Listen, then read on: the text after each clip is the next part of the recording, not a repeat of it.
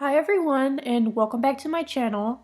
Today I'm going to be talking about Star Stable players losing interest, how to improve the game, and I will also be sharing how much I've spent on the game. So I've actually been wanting to make this video for a while, and after seeing other Star Stable YouTubers such as Star Stable Updates and Denise Storm, I have decided that I will go ahead and make this video as well and just kind of piggyback off of what they have already said. So yeah, let's go ahead and jump straight into the video. Okay, before I start, I just want to say that these are just my opinions. The reason I've been contemplating filming this video in the first place is because I am not really invested in Star Stable anymore. However, I have spent hundreds of dollars and countless hours on this game, so I do feel it is my place to kind of voice my opinion and share how I feel about the game and how they can improve. I also wanted to include how they can just keep their players interested. So yeah, let's just jump straight in. Okay, so the first thing I'm going to touch on is players losing interest in how Star Stable can engage us more. For me personally, I have been in and out of the game for years now. That's partly due to things going on in my personal life, but also because Star Stable can get boring after a while. Many players, especially older players who have been playing since 2013 and 2014, I think they feel the same way. They are in and out of the game unless they are in a serious club or they have an active group of friends or an active friend that they can play with. And I think that is the key to being active on Star Stable in the first place, is getting involved in the game. I feel like if you don't have either of the two things I just mentioned, a club or active friends, then it's kind of hard to stay engaged and connected in Star Stable, because then it gets kind of repetitive and boring because you're logging on every day by yourself and just training or doing quests or daily quests and things like that. That gets boring after a while. I think Star Stable has improved and made more races and quests, but it's still boring in my opinion. They just haven't given us anything that's super engaging, I feel. I think they should focus more on minor things in the game rather than big things such as horses every month. I think we'll be okay without a new horse for a couple of months. And also the fact that the quests are mainly just delivering, building, fixing things, that gets really, really boring and repetitive. And especially for older players, I feel it's super boring because obviously we're not, it's gonna take a little bit more. Like, I understand that since we're older, like, it's kind of not tailored to us anyway. The game isn't really tailored to us. But I do feel like the quest should be more engaging. Like, we should be able to not just have to, deliver and fix things all the time. I know they did say that there are two separate teams for horses and quest. But I think the horse team should dial back and have the quest team come up with more things. Star Stable just has so much potential, yet these are the things they come up with, and it's a little bit disappointing. This leads me into the age differences in this game. I think that it's difficult for Star Stable to kind of find a median of what is interesting for younger players and what is interesting for older players. As an older player myself, I know how difficult it can kind of be to keep us engaged since we are older. However, I feel like some things in the game should be tailored to us, because I feel like we're the ones keeping the game afloat from an economical standpoint. Most of us are able to purchase star coins and merch and stuff on our own since we are older, and we have jobs, and we have our own money. It's our money and we kind of spend it on what we want, while younger players kind of rely on their parents to do that type stuff. I think Star Stable just has to work on that, because as an older player, again, I think it would be nice to have better detailed, more adventurous quests.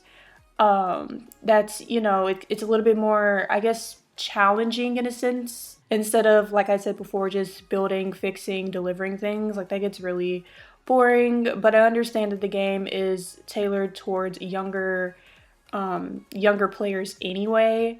But on the other hand, it can kind of be, too much for the younger players to handle if they did have more detailed quests and things like that. But I think it's just a balance that Star Stable needs to figure out.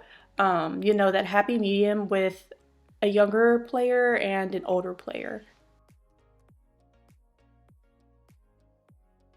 Like I said before, I've been in and out of the game for years now, so I'm not really sure how many horses have been released in the previous years that I wasn't active in the game. But recently, I have been active, and I think they're putting out way too many horses. I know it's a horse game, but I do think they should focus more on minor things, like I said before, such as adding lead ropes or horse blankets.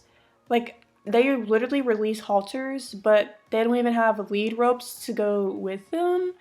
It's frustrating because it's like, why would you release halters in the game if there aren't even lead ropes that go with them? And I know it's something simple they can add, but they just haven't. And I don't know, I just think that's really annoying. I think our characters still need to be updated as well. I think they need to update hairstyles too. Like I have said in my previous video, I'm about like, kind of along the lines with like racism in Star Stable. I am a black player and I don't think the hairstyles really accommodate all players, such as the dreads and the braids. I don't think they're really that good. And I know Star Stable can do, I just know they can do so well with something like this if they just took their time and really focused on, something as simple as like the hairstyles. I just think it would be really, really nice if we got new hair because we've had the same hairstyles for a really long time now. And I know it's something that Star Stable could do so well on. I just feel like these are things that Star Stable should put more focus in instead of putting out a whole bunch of horses every month.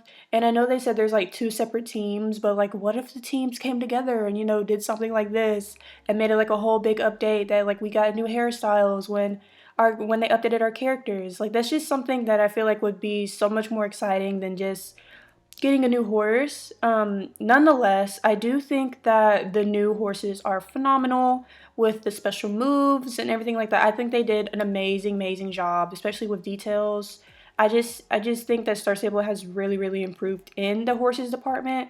But I do feel like they should also slow down and, kind of focus on more of the minor things, like I said before.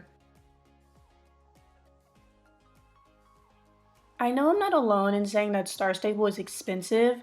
I've been playing this game since 2014 and the prices have definitely went up since then. I remember like I got Lifetime Star Rider in 2014, 2015, and it was $70 and nowadays I think it's like 75 or maybe more than that. I haven't looked recently. The last time I looked I think it was like 75. And also the 5,000 star coin package used to be like $45 and now it's $65. And I completely understand that Star Stable has to make money and that's a lot of how they get money is people buying star coins and Star Rider and merch. Like I totally understand that. I just think it's a bit of excessive to be charging your players $70 for something as little as a horse game, like a virtual horse game. Like having to pay $65 for virtual currency is so excessive to me because like $70, like that is so that's too much in my opinion. Especially like I have yet to see another game, especially like an online game that is as expensive as Star Stable. And I understand, like I said before, like the graphics and everything are good, like they have to make money, but it's just too much. And I know of a lot of players who aren't able to buy Star Coins or Star Rider, and it's a little bit discouraging when you see other players buying the new horses or they have Lifetime Star Rider because it's like you want it too, but you can't because you can't afford it. And that's just really annoying. I just think Star Stable will be able to make so much more money if they lowered their prices just a tad.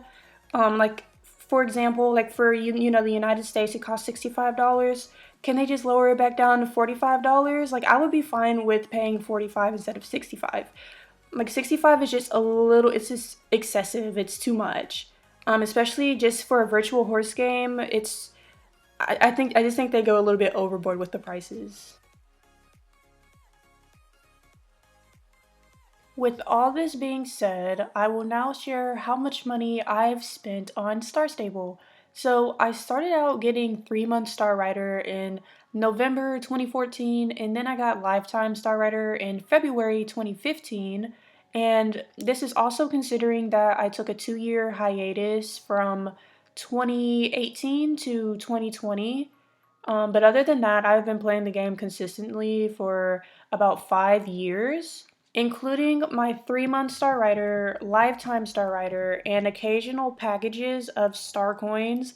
I have spent a total of $1,194.73 on Star Stable.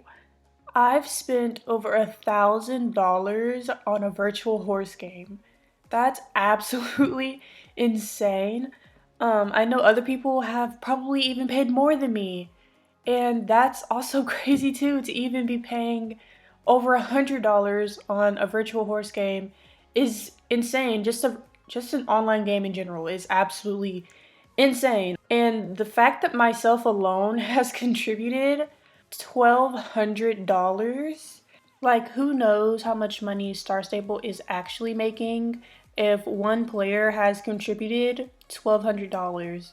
Like I've heard that like Denise Weissler mentioned that there are 10 million players. Like I don't even know how much money that is, but if 10 million players each contributed over $1,000, that is so much money. And for Star Stable, just like I've said, like I've mentioned before, for them just to give us, I feel like the bare minimum, like update our characters and things like that. Like that's just the bare minimum. I feel like if we're giving you this much money, and I'm so glad I'm fortunate enough to be able to contribute that much money to this game and everything like that. But also it's kind of like, why would you ever pay that much money on a horse game?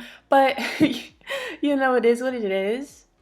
I hope you guys enjoyed this video. Be sure to give it a big thumbs up if you did. Also be sure to comment your opinions as well, or if you agree with anything. And as always, subscribe as well. Bye guys, see you in the next video.